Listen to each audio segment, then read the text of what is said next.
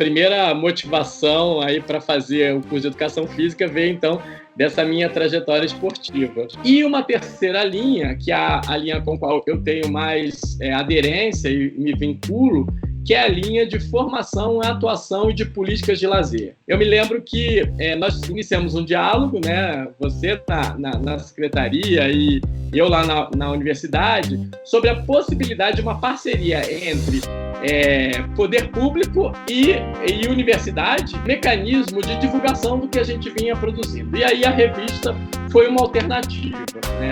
A revista, então, ela foi criada em 98. Quando ela foi criada, ela era a única revista específica sobre lazer do nosso país.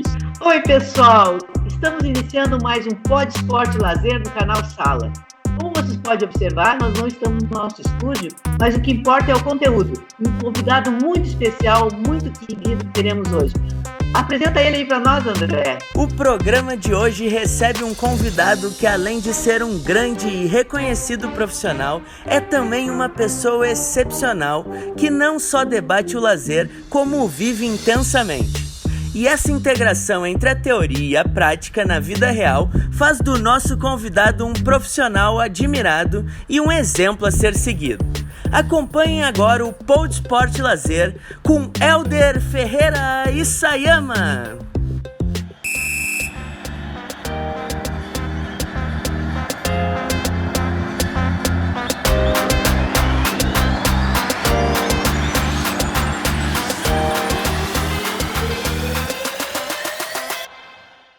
Oi, professor Hélder, é um prazer muito grande te ter aqui como entrevistado de hoje do Pod Esporte Lazer.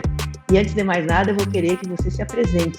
Quem é o Hélder? Prazer é todo meu, Regiane, de estar aqui com você, é uma parceira de longa data e de grandes lutas, né? Então, é um grande prazer estar com você. Bom, como você já disse, meu nome é Hélder Isayama, eu sou natural Tinga, alguns amigos vão gostar que eu tenha falado isso, Distrito Federal, Brasília, e eu sou, desde cedo, eu fui para o Rio de Janeiro, morei em várias cidades do país, já morei no interior de São Paulo, já morei no Piauí, em Teresina, e hoje eu moro em Belo Horizonte e atuo na Universidade Federal de Minas Gerais, né? Em relação especificamente às questões referentes ao esporte e lazer, eu tenho uma trajetória de participação em atividades esportivas que vem desde a minha infância, e aí acho que com uns 9, 10 anos de idade, eu comecei a nadar, eu era nadador, e fui então nadador de algumas equipes, tanto no interior de São Paulo, né, como também quando comecei lá em Teresina, no Piauí, foi onde eu comecei a nadar.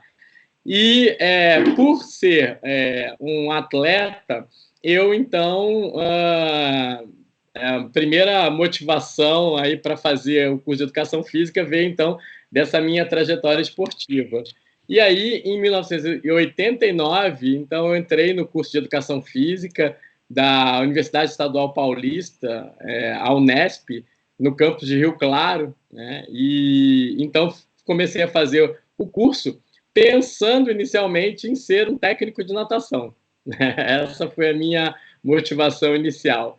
Mas já no primeiro período do curso, a gente começa a compreender que a educação física é muito mais ampla do que aquilo que a gente imagina estando fora do curso. E aí eu comecei a me envolver com outras áreas e com outras atividades, o que então me fez querer então fazer participar de atividades como bolsas de iniciação científica. Participei também do diretório do centro acadêmico da universidade, e tudo isso, então, me fez perspectivar um trabalho aí no campo acadêmico. E aí, então, logo depois da graduação, eu imediatamente fiz a seleção para o mestrado na Universidade Estadual de Campinas, na Unicamp, e aí eu fui aprovado para trabalhar com desenvolvimento motor já que eu vinha de uma trajetória de bolsa de iniciação científica com a professora Ana Maria Pellegrini, o professor José Angelo Barella, que são dois professores importantes aí na área de comportamento motor, e aí eu fui para a Unicamp, então, fazer um mestrado nesse campo. Logo em seguida, eu terminei o mestrado, ingressei aqui na Universidade Federal de Minas Gerais num concurso público e passei a trabalhar especificamente no campo da recreação e do lazer. Então, como era meio que um processo que estava sendo construído, eu fui fazer o doutorado também em estudos do lazer com o professor Nelson Carvalho Marcelino na Unicamp. Mas aonde aparece essa área do lazer e da recreação na minha trajetória, né? Eu, além desse movimento de migrar para um campo de estudos e de pesquisa da recreação e do lazer, eu vim, desde o segundo período de graduação, eu vim fazendo atividades em diferentes espaços. Então, eu fui animador, recreador, monitor, essas diferentes nomenclaturas que a gente tem utilizado no campo, eu então exerci esse trabalho em diferentes espaços, como hotéis, clube, acampamentos de férias, colônias de férias, festas infantis, festas de empresa. Cheguei a ter uma empresa de recreação e lazer com alguns amigos. Enfim, tive uma trajetória de mais de 15 anos trabalhando com essas práticas, o que, de certa forma, me habilitou, né, a uma inserção também no meio acadêmico vinculado, porque inicialmente a gente pensa que quem vem nessa trajetória acadêmica não tem uma inserção no mercado, nas práticas, enfim. E eu quero reforçar isso porque isso foi um momento muito importante da minha vida, foi onde eu tive a oportunidade de aprender uma série de coisas referentes ao campo e que me ajudam hoje a fazer uma série de reflexões em relação ao campo da recreação e do lazer.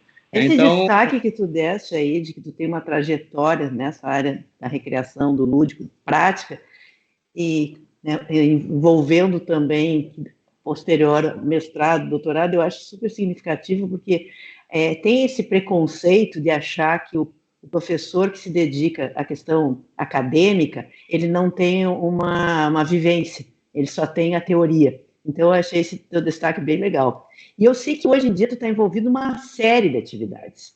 E aí nós vamos detalhar uma por uma, se o tempo permitir. E aí vamos começar com assim, o que é o Oricolé? Bom, Jane, em 2012, em 2006, nós criamos aqui na Universidade Federal de Minas Gerais um programa de pós-graduação interdisciplinar em estudos do lazer.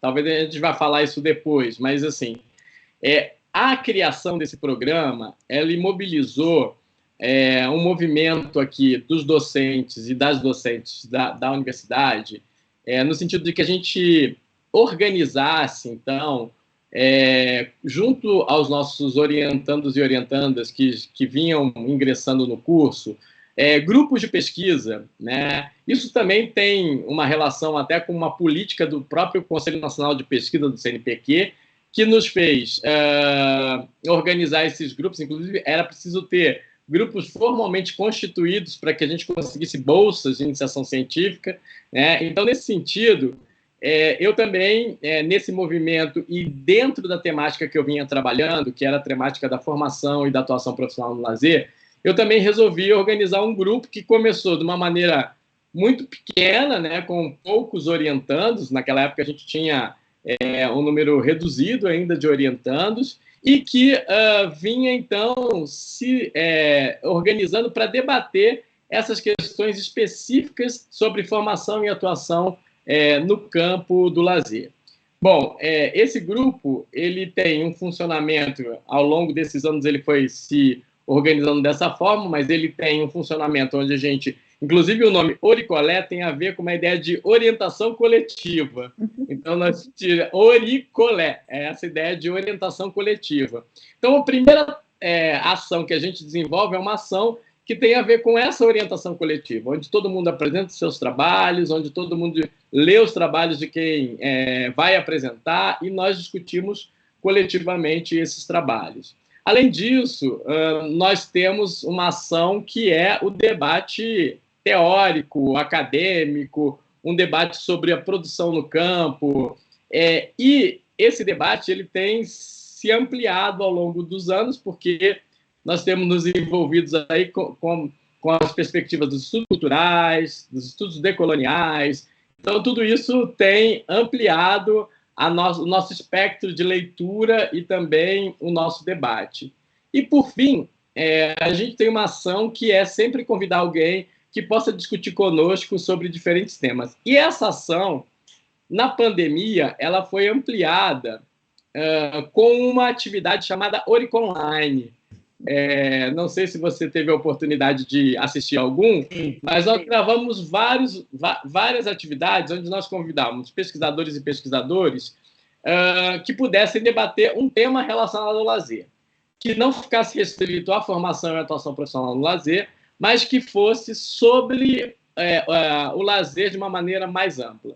E aí nós temos vídeos gravados sobre esses debates, se eu não me engano, mais de 30 vídeos gravados sobre esses debates que aconteceram numa intenção da gente se encontrar no momento onde a gente estava vivendo o distanciamento social. Então, esses vídeos hoje têm servido, inclusive, como possibilidades e referências para utilização em aulas, né? A gente tem visto as pessoas utilizarem, eu mesmo tenho utilizado em muitas aulas, e tem um debate riquíssimo sobre os diferentes espectros aí de discussão que tem sido feita aí no campo do lazer. O Oricolé, ele está vinculado ao programa de pós-graduação da UFMG, é isso?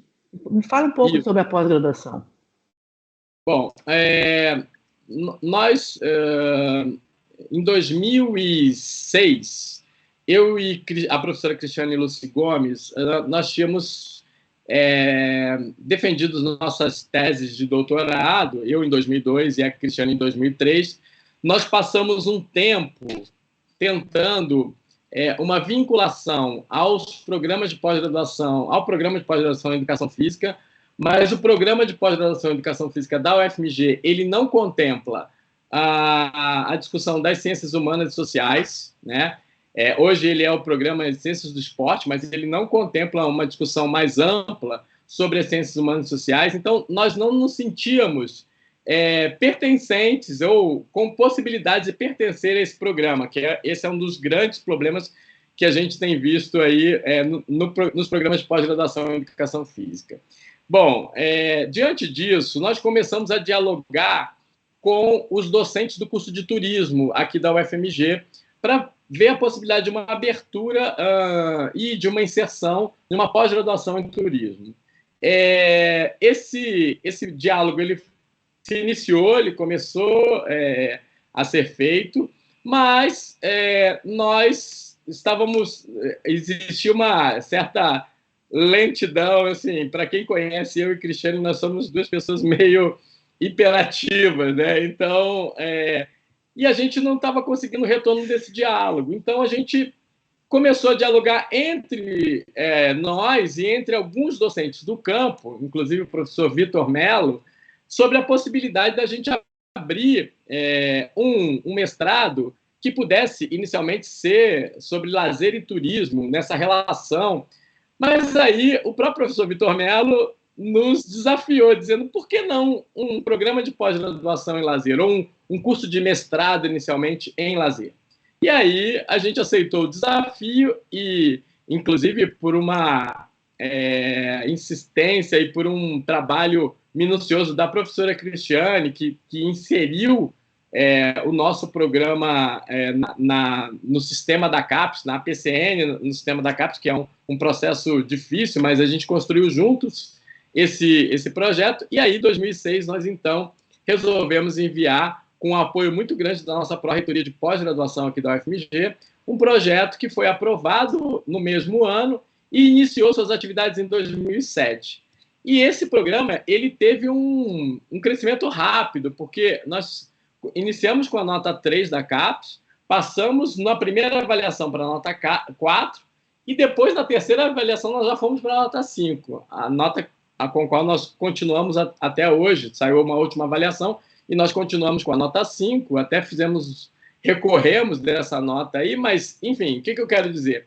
Nesse processo, nós também tivemos, a partir do momento que tivemos a nota 4, nós também pedimos a inserção dentro do programa de um curso de doutorado. Então, hoje nós temos um curso de mestrado e doutorado, nós temos um curso que tem 3 linhas de pesquisa, uma linha que está mais ligada à discussão das identidades e das sociabilidades no lazer, uma segunda linha que está mais ligada à discussão da memória e da história do lazer, e uma terceira linha, que é a linha com a qual eu tenho mais aderência e me vinculo, que é a linha de formação, atuação e de políticas de lazer, né? Inclusive, queria fazer uma ressalva, porque essa linha, inicialmente, ela começou com uma linha de formação e atuação profissional, mas ao longo de uma política que foi instituída a partir do governo Lula, né, do governo Lula 1, né, ainda bem, agora nós vamos para o governo Lula 3,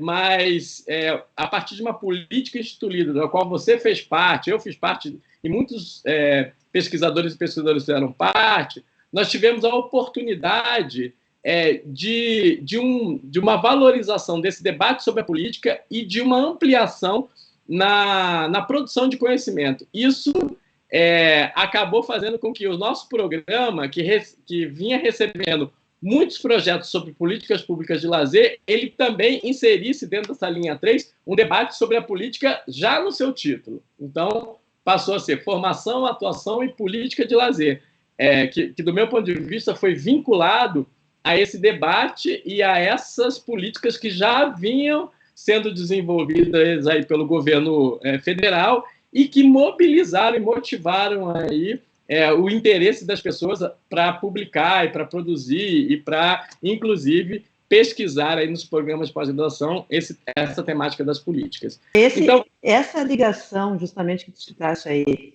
desse interesse dos pesquisadores nas políticas públicas, essa novidade que era uma pós-graduação mais para a nossa área do lazer, é que eu acho que aproximou o Ministério do Esporte da universidade, do curso de vocês, para a formação do programa, que para nós foi um programa excepcional, que era o programa Esporte e Lazer da Cidade, em qual a participação da universidade foi fundamental na formação.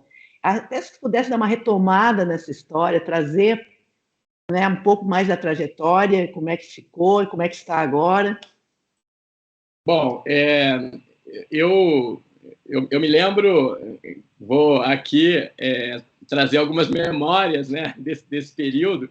Eu me lembro que eu era um dos formadores do grupo, tinha um grupo de 77 formadores, né? Na verdade, eu me lembro um pouco dessa história, eu tenho algumas lembranças, desde o período onde o professor Lino Castellani Filho, ele era o secretário e nós iniciamos, né, eu digo, comunidade acadêmica e os gestores e gestoras, iniciamos esse diálogo e desde o momento onde o programa foi criado, nós tivemos as 10 experiências pilotos do programa Esporte Lazer da Cidade e a intenção de que esse programa ele tivesse como um dos seus eixos a produção científica, que pudesse ajudar e embasar todo o trabalho que vinha sendo feito na política e na prática profissional, né?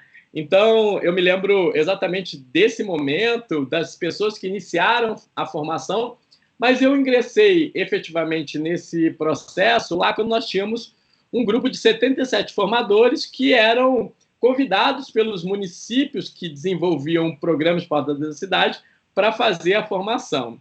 E logo depois disso, eu me lembro também que, em função de toda uma dificuldade de contratação desses profissionais que faziam a formação, uma necessidade de qualificação dessa formação ainda mais, porque ela já tinha uma qualidade no que vinha sendo desenvolvida, eu me lembro que nós iniciamos um diálogo, né, você na secretaria e eu lá na universidade, sobre a possibilidade de uma parceria entre poder público e universidade, né, já que, inclusive, nós éramos ou somos o mesmo ente federativo, né, isso também permitia uma parceria mais, digamos assim, menos burocrática, talvez, né? E aí nós começamos a fazer esse diálogo em função, lembrando bem aí o que você disse, dessa trajetória nossa e não só no programa de pós-graduação, mas também outros programas de formação que nós desenvolvemos ao longo dos últimos anos. Então, nós tivemos um grande programa de formação de profissionais do Serviço Social da Indústria, do SESI. Nós fizemos projetos de formação em parceria com o Serviço Social do Comércio, o SESC. Nós tivemos, ao longo de vários anos, um grande curso de especialização em lazer, que nós ofertamos, se eu não me engano, 10 ou 11 turmas, desculpa, e que era um curso contínuo. Enfim, nós fomos construindo essa parceria a partir de um trabalho sobre formação que a gente já vinha desenvolvendo ao longo dos anos aí dentro da UFMG. Então, o Ministério ele identificou essas ações, analisou isso e nos convidou para poder, então, fazer essa parceria no sentido da gente qualificar ainda mais a formação que já vinha sendo desenvolvida pelo Programa Esporte Além da Cidade. Bom, esse programa ele iniciou com um número pequeno de formações que nós fazíamos nos convênios. Nós tínhamos um grupo de formadores que foram contratados no país todo, né, a partir de um edital público que nós lançamos, fizemos seleção desses profissionais, e esses profissionais, então, iam aos convênios do PELC para fazer a formação nos núcleos, num processo de formação que já vinha sendo sistematizado desde o início do programa.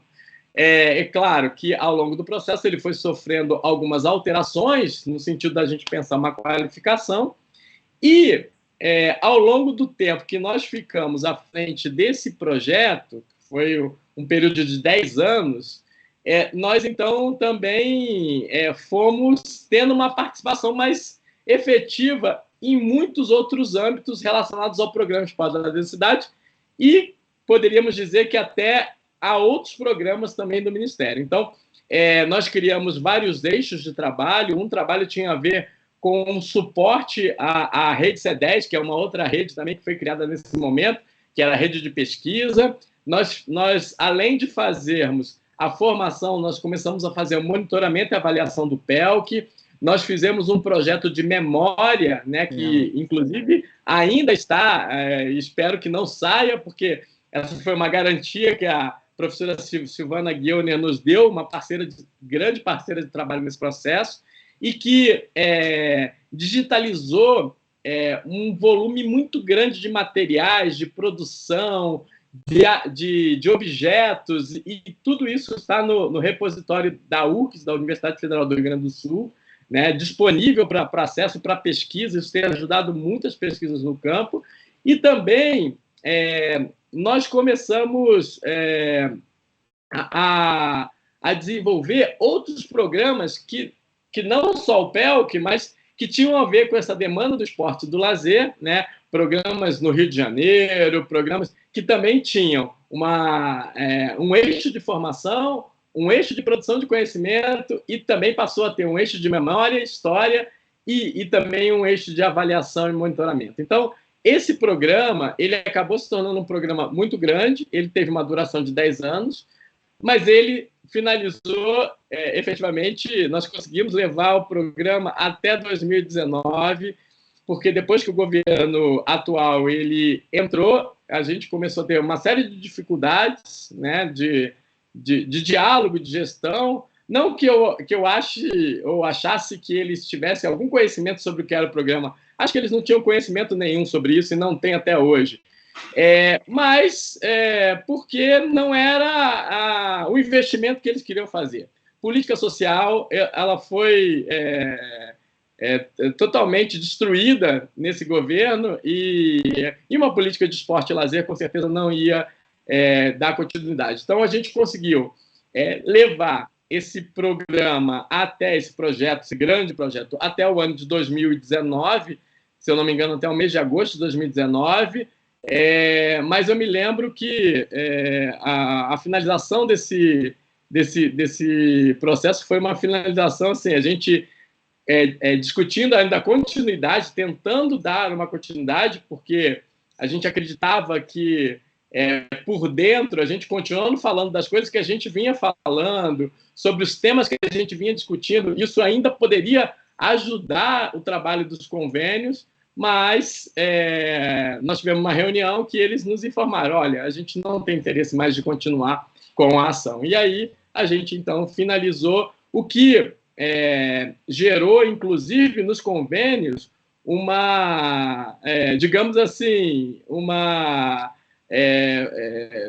ausência de apoio, né? Porque os formadores, a avaliação, o monitoramento, era uma forma, inclusive, da gente apoiar os convênios, ajudar nesse sentido, mas, inclusive, hoje, eu acho que não existe nenhum investimento, nenhuma ação de esporte e lazer, ou na perspectiva do lazer, dentro da atual Secretaria de Esporte do Ministério da Cidadania. Então, Helder, essa parceria da universidade com o Ministério, ela foi emblemática e ela é inegável para a questão das políticas públicas e do Ministério.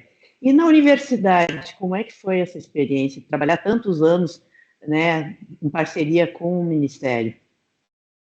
Rejane, eu diria, primeiro, eu diria que isso foi um presente para a universidade, né? Porque a universidade teve a oportunidade de sair, ou os docentes, as docentes, os estudantes tiveram a oportunidade de sair dos seus gabinetes e meter a mão na massa, digamos assim, sabe? Aquilo que ver a política acontecendo, poder intervir nisso, isso foi muito importante. Eu diria que, como pesquisador, especificamente, a minha forma de lidar com a pesquisa, a minha forma de enxergar o campo de conhecimento, ele mudou muito a partir desse movimento que foi feito. Então, eu diria, num primeiro momento, isso. Assim, nós tivemos dificuldades inúmeras assim, para manter, né? Primeiro, um certo preconceito de determinados grupos dentro da universidade que achavam que aquilo não era papel da universidade, outros que, inclusive, de grupos diferentes dos nossos, com outros interesses e que também não queriam que a gente estivesse ali naquele lugar. Nós fomos questionados, inclusive, sobre a necessidade de um edital público para a escolha da universidade, o que não era necessário nesse processo, né? Então, assim, nós fomos questionados de uma série de coisas e que a gente teve que lidar com isso ao longo do processo. Então, isso foi cansativo e desgastante. Mas eu acho que para a universidade, tanto em termos de recursos que entrou, porque nós tínhamos bolsistas, pessoas trabalhando. Assim, chegou um momento que a gente chegou a ter mais de 100 bolsas, né, para a universidade. Isso foi um investimento muito grande na universidade, na estrutura da universidade, nos equipamentos que chegaram à universidade para a gente poder ter condições de trabalho e, do meu ponto de vista, mais do que isso, na própria possibilidade da gente produzir conhecimento e que fosse um conhecimento não desconectado da realidade, mas um conhecimento que fosse realmente com os pés no chão, né? Então, acho que foi muito importante para a universidade. A gente, quando terminou o programa, eu me lembro que a gente teve uma ressaca, assim, como tudo isso pôde acabar, né? A gente ficava... como... Com essa facilidade, esse governo conseguiu acabar com programas como esse, que tinham toda uma estrutura, que tinha sido pensado ao longo de vários anos, com a participação de diversos profissionais qualificados, enfim. tudo isso foi muito ruim, né, no final do processo. Mas eu acho que a saída é essa. Depois de ter tido essa experiência, eu acho que a saída é essa. A saída é: nós temos que trabalhar em parceria, gestão, poder público, universidade, sociedade civil. A gente precisa trabalhar com essas parcerias, porque cada um de nós tem uma, digamos assim, expertise, e essas expertises podem colaborar para a gente ter um processo muito mais orgânico e muito mais interessante em termos sociais. Né? Então, vocês têm produções acadêmicas, tem uma revista, e eu sei que tu tem uma atividade junto a essa revista. Me fala sobre, não sei se é Licério ou Lícere, não sei. Na verdade, pode ser as duas formas de falar. Então, assim, dentro desse contexto acadêmico também, lá em 1998, nós criamos, então, inicialmente eu e Cristiane, uma revista.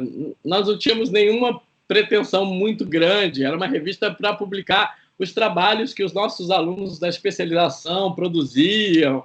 Então, a gente começou pensando numa revista de caráter mais regional, digamos assim, né? E aí, porque nós pensávamos num centro de estudos, na época que nós tínhamos o CELAR, Centro de Estudos de Recreação e Lazer, que pudesse fazer diferentes ações e que essas ações, então, pudessem contribuir aí com essa ideia do campo acadêmico, né? Na verdade, a gente entende o lazer como um campo de intervenção, sim, mas também como um campo de estudos. Então, ao pensar o lazer como um campo de estudos, a gente, então, pensou que no campo de estudos, além da produção de conhecimento, tem uma etapa que é a etapa da divulgação, né? E aí, essa etapa, a gente pensou que poderia contribuir a partir da criação de um mecanismo de divulgação do que a gente vinha produzindo. E aí a revista foi uma alternativa, né? A revista, então, ela foi criada em 98. Quando ela foi criada, ela era a única revista específica sobre lazer do nosso país, né? Hoje a gente tem uma outra revista, que é a RBEL, a Revista Brasileira de Estudos do Lazer, que é vinculada à Associação Brasileira de Pesquisa e Pós-Graduação em Estudos do Lazer, a ANPEL. Mas a nossa revista, então, ela teve uma trajetória, assim, digamos que ascendente, né? Apesar de a gente ainda ter uma dificuldade na avaliação da CAPES, porque as revistas da área de Ciências Humanas e Sociais mais vinculadas à educação física, elas têm uma avaliação, digamos assim, do meu ponto de vista, ainda aquém daquilo que elas merecem, né? Em função de uma série de coisas, inclusive de uma atuação de um grupo da área de ciências da saúde que é muito forte dentro da educação física e que joga a nossa avaliação lá para baixo, né? Apesar disso, nós estamos aí, junto com outras revistas, grandes revistas da área de ciências humanas e sociais na educação física, com uma nota ainda aquém daquilo que a gente acha que essas revistas devem ter, né? Mas eu acho que a gente teve uma trajetória ascendente, inclusive observando o número de artigos originais produzidos, ou seja, hoje a área ela vem produzindo muito mais pesquisa científica, pesquisa empírica, do que há anos atrás, onde nós só fazíamos relatos de experiência, né? Então, acho que nós qualificamos isso no campo acadêmico. Então, nós temos um número maior de artigos originais, nós temos um número maior de artigos sendo publicados na revista, nós temos um número grande de pesquisadores e pesquisadoras de diferentes regiões do país publicando, porque antes, como foi pensado como uma ação regional, a gente tinha, digamos, um grupo maior de pessoas da UFMG publicando na revista. Hoje não. Hoje a gente recebe artigos do Brasil inteiro, né, e um volume grande de artigos do Brasil todo, e também artigos internacionais. A gente vem recebendo, claro que ainda com um volume menor, mas a gente também recebe artigos internacionais. Então, essa revista, ao longo desse processo, ela também foi recebendo alguns financiamentos, nós tivemos alguns financiamentos o que, para uma revista que se dedica à temática do lazer, isso é muito importante, né? Não é algo comum, né? Digamos assim. E também ela tem servido como base e auxílio aí nesse diálogo, junto com a nossa, digamos assim, co-irmã, né? A RBEL, que é mais jovem, que surgiu junto com a Ampel, e que hoje também a gente tem trabalhado em parceria aí com a Revista Brasileira de Estudo do Lazer. Mas essa revista, eu diria que nós temos aí uma possibilidade hoje que a gente tem feito de publicação de dossiês também. Então, nós fizemos algumas ações interessantes no sentido de publicar um dossiê específico de mulheres pesquisadoras, porque elas foram mais afetadas na pandemia. Então, as mulheres tinham, dentro de casa, elas sofreram mais com essa pandemia. Então, nós fizemos uma chamada específica para a publicação de artigos só de mulheres, né, num período aí, se eu não me engano, já no ano passado, 2021. Nós fizemos há pouco tempo um dossiê também sobre o lazer e as relações étnico-raciais, principalmente sobre o debate da negritude, que foi o que surgiu um número maior de artigos, porque a gente também tem uma intenção política com a revista, porque a gente entende que a produção de conhecimento ela não é só acadêmica, ela é política acadêmica. Então, a gente também tem feito movimentos que a gente possa incluir esse debate dentro da revista, né? Então, é um pouco isso que a gente tem feito aí, a grosso modo, aí, sobre a revista. Tu estava falando em pesquisa, e eu me lembro de uma pesquisa que até aquele momento foi meio que única, que foi a pesquisa sobre o lazer no Brasil, o lazer do brasileiro. Eu não sei se houve uma continuidade ou se ficamos naquela única pesquisa, mas me relata um pouco como foi, porque foi um dos responsáveis por essa pesquisa, como foi pesquisar o lazer do brasileiro? Bom, nós recebemos, essa foi uma demanda do próprio Ministério, né? Inicialmente feito um contato com o professor Nelson Carvalho Marcelino, que foi quem mobilizou um grupo de profissionais, inclusive eu estava nesse grupo de pesquisadores e pesquisadoras para trabalhar nessa pesquisa. Uma pesquisa muito importante, porque foi uma pesquisa que tinha como meta identificar 3 questões básicas. Primeiro, o que o brasileiro fazia no seu lazer, o que ele gostaria de fazer e não fazia, e terceiro, por que ele não fazia. Então, assim, dessas 3 questões básicas, a gente gerou um instrumento de coleta de dados de 31 questões, né, que envolviam, inclusive, um perfil sociodemográfico, digamos assim, da população, né? E aí nós contamos com primeiro com uma equipe grande de 9 universidades, né? Com docentes de 9 universidades, e também contamos com o apoio de 2 empresas que estavam ligadas à estatística e à informática para a gente coletar, e aí nós coletamos dados com 2.400 pessoas no Brasil todo, com aquelas amostras, todas estatísticas vinculadas aos critérios Brasil, o IBGE, enfim. E essa pesquisa, ela, então, é uma pesquisa que foi feita mais ou menos em 2012, 2013, né? Então, nós estamos completando agora 10 anos dessa pesquisa, e a gente entende que esse é o momento onde a gente encerra, né, o trabalho com os dados dessa pesquisa, porque a gente está trabalhando um pouco com essa ideia do IBGE de 10 em 10 anos, né? Então, a gente acha, inclusive, que a necessidade agora da gente pensar uma nova pesquisa, né, nesse volume, né? E aí, essa pesquisa ela teve um financiamento muito importante do Ministério do Esporte, né? E a pesquisa, então, ela tem dados, nós publicamos um livro com os dados da pesquisa, mas o livro ele é só uma amostra dos dados que essa pesquisa tem.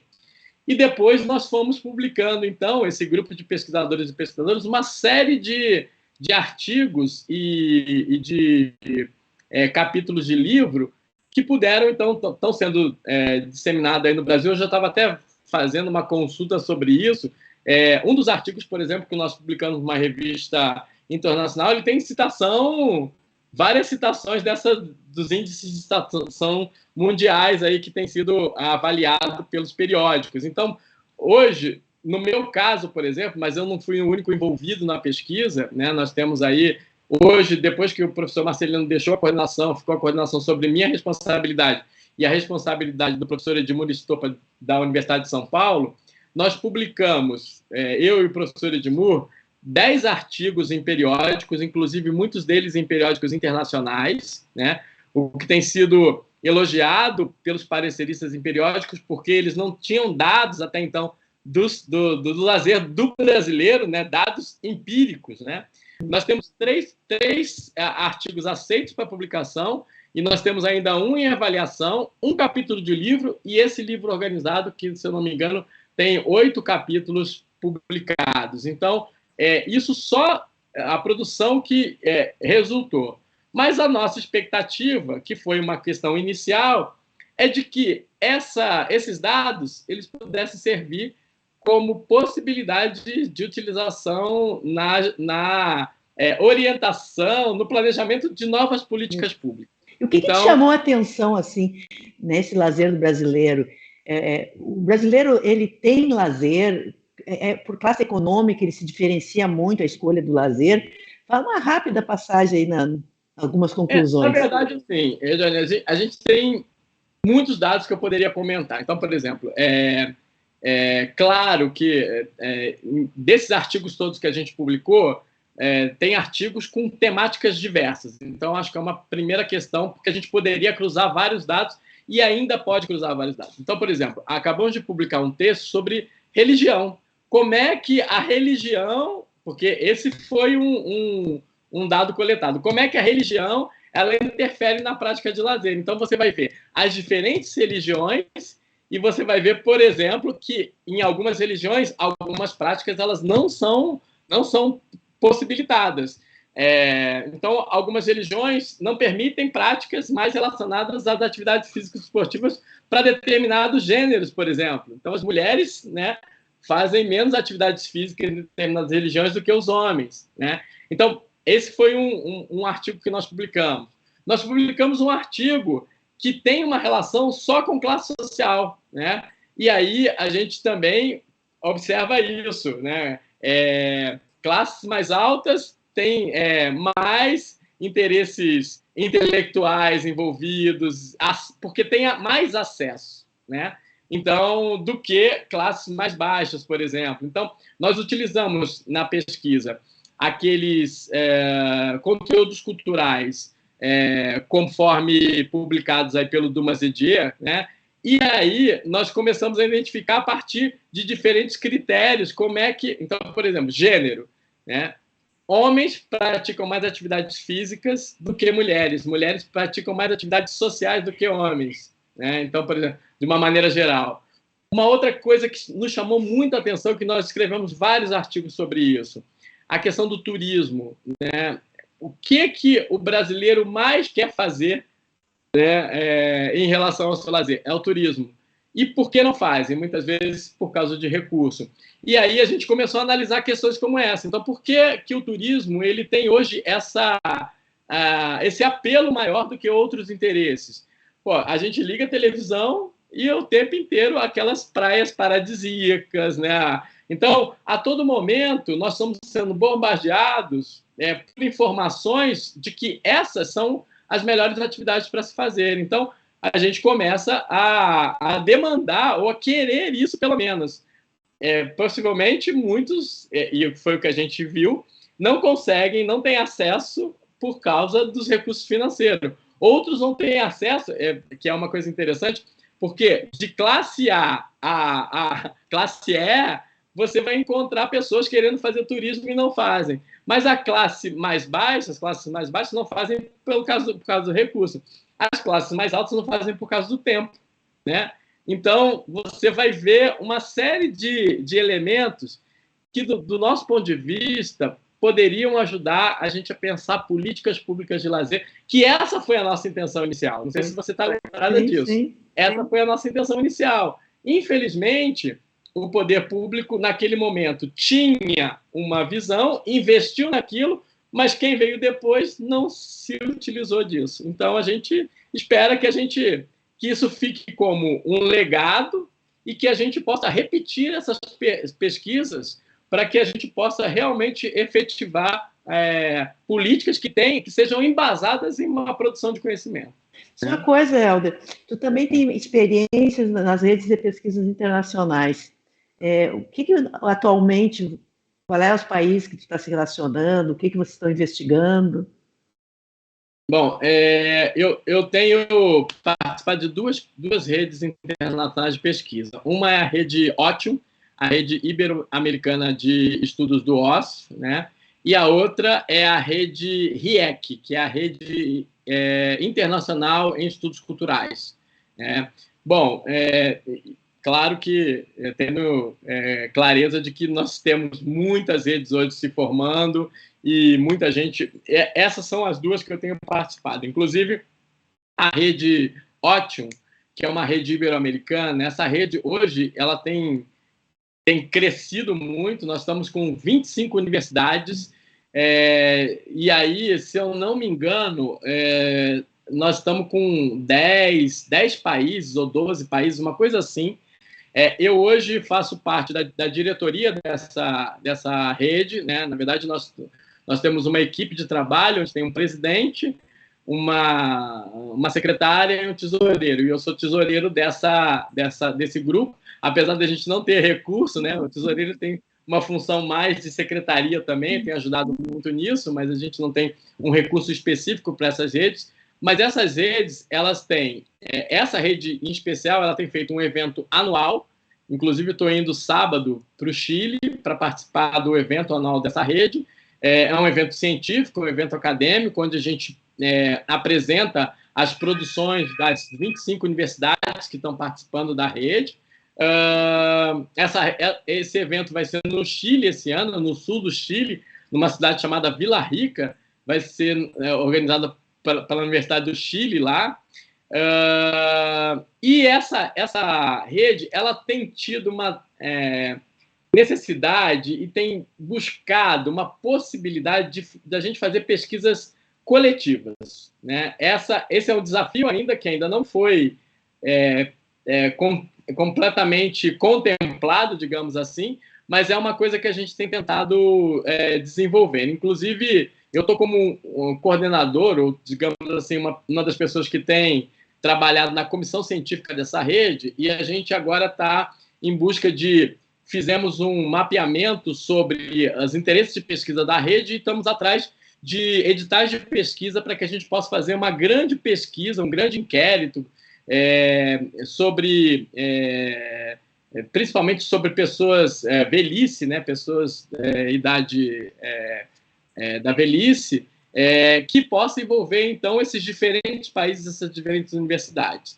Então, essa é uma ação, essa rede ela tem tentado fazer várias ações, inclusive esse ano, ela vai, no próximo ano, ela vai começar a fazer, inclusive, uma ação que vão ser palestras online, onde a gente possa ter os diferentes membros da rede ministrando essas palestras. Então, a gente tem divulgado isso pelas redes sociais da Rede OTIUM, e também tenho participado da Rede Internacional em Estudos Culturais, que é uma rede nova. Essa rede tem pouco mais de 3 ou 4 anos. Nós realizamos o segundo encontro da Rede Internacional de Estudos Culturais aqui, em Belo Horizonte, em julho desse ano. Desculpa, em julho, isso mesmo. E foi uma rede que hoje conta com 5 países de língua portuguesa e com 10 universidades. Então, nós estamos trabalhando com Brasil, Portugal, Angola, Cabo Verde e Moçambique. Nós estamos trabalhando com essas 5 redes, inclusive tendo um esforço de trabalhar com mais universidades da África, que a gente tem feito pouco diálogo com eles, e tem sido riquíssimo esses diálogos. O próximo evento dessa rede vai acontecer em Angola, né? Em Angola a gente tem já previsto para julho do ano que vem. Estou ansioso para conhecer Angola e o que eles produzem lá, porque a gente sabe que tem muita coisa, mas assim a gente tem pouco acesso, né, a esses países e tem sido muito interessante, porque essa rede ela tem um tema específico, que é, do ponto de vista acadêmico, muito abrangente. Falar em estudos culturais é falar em interdisciplinaridade, né, é falar em complexidade, né? Então, a gente está lidando com universidades e pesquisadores e pesquisadoras de diferentes áreas do conhecimento. Então, a gente tem lidado com o pessoal da antropologia, da sociologia, da filosofia, e isso tem sido muito rico, porque também muitos dos profissionais que trabalham nessa rede são vinculados principalmente a esse campo dos estudos do lazer. Então, isso tem sido muito bom para a gente dos estudos do lazer, porque a gente vai beber em outras fontes e tentar trazer isso para o campo dos estudos do lazer. E aí, essa rede, como é uma rede que está iniciando ainda o seu trabalho, a gente tem feito agora, o primeiro evento presencial foi aqui em Belo Horizonte, e a gente está tentando estreitar mais esse laço, porque o online é bom, mas assim, o presencial. Então, assim, o olho no olho, esse primeiro evento ele gerou um movimento muito maior do que aquele primeiro evento online lá que tinha acontecido, organizado pela Universidade de Aveiro, tinha possibilidade de conseguir, né? Então, a gente conseguiu um trabalho muito mais próximo com esse evento presencial. Então, acho que é isso das redes. Muito legal. Essa nossa conversa poderia se estender mais, mas o nosso tempo está esgotando. Então, a gente vai partir para o nosso bate-pronto. Primeira palavra, educação.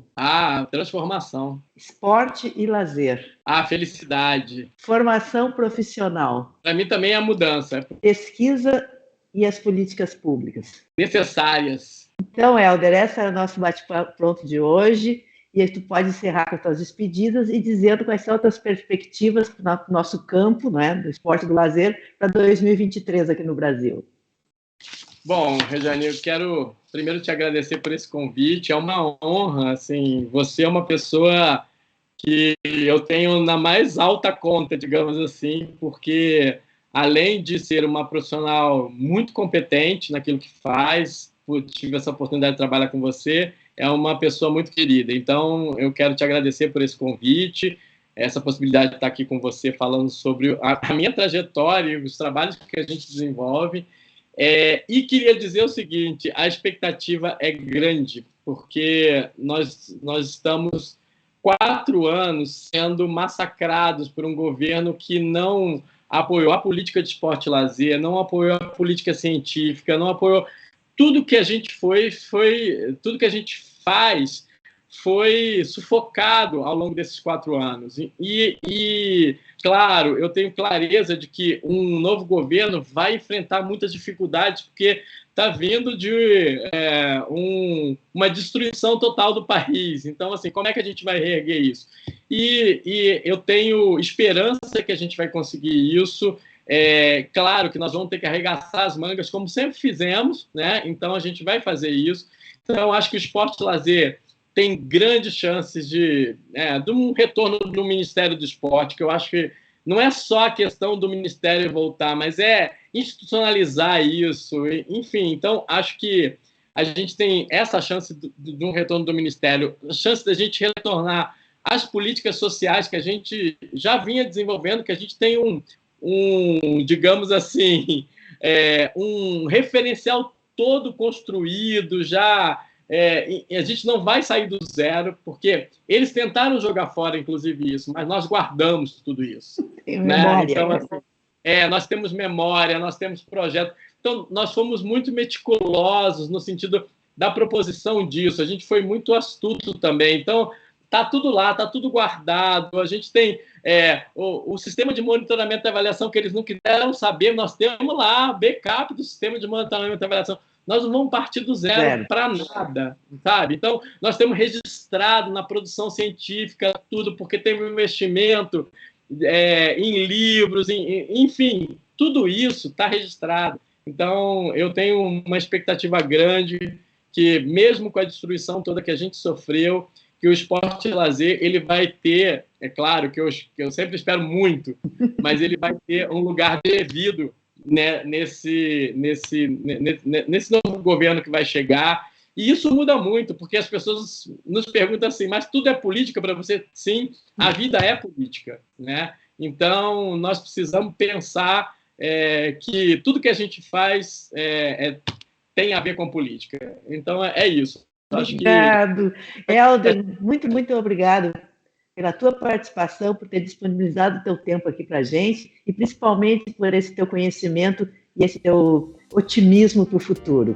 Vamos contar com eles, com certeza. Grande beijo e até a próxima. Beijo, querida. Tchau.